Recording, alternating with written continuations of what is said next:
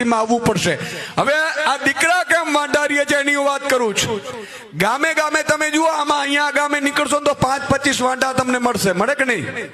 કુંવારા બિચારા મળે, હા મામે અથડાતા હોય, હે હા મામે અથડા, અને વાંઢાઓને સંગઠન બને ને તોય ભાજપ પડી જાય। હા, અને એ ખૂંકામ બને છે તો મિત્રો 20 વીઘાનો મારો ખેડૂત હોય, મારી માતા બેન દીકરીઓને 20-20 વીઘાની ખાતેદાર છે, પણ વધે કઈ નહીં। બેંકવાળા માંગતા હોય, અહીંયા તમે જુઓ અનાજ કરિયાણાના દુકાન વાળો માંગતો હોય, લગ્ન પ્રસંગમાં ચાંદલો લખાવવાનો હોય તો એમાં આપણે સાંધા પડી જાય। 20-20 વીઘાની 40-40 વીઘાના માલિક મારા ખેડૂતો, કારણ કે એને ભાવ આપવામાં નથી આવતો, એની નીતિ ખેડૂત વિરોધી છે સરકારની। ભાવ નો આપે, સાચું કે નહીં માવડીઓ? ભાવ નો આપે એનાથી મોટી વાત મિત્રો પાણીમાં, વીજળી પાછી રાત્રે આપે।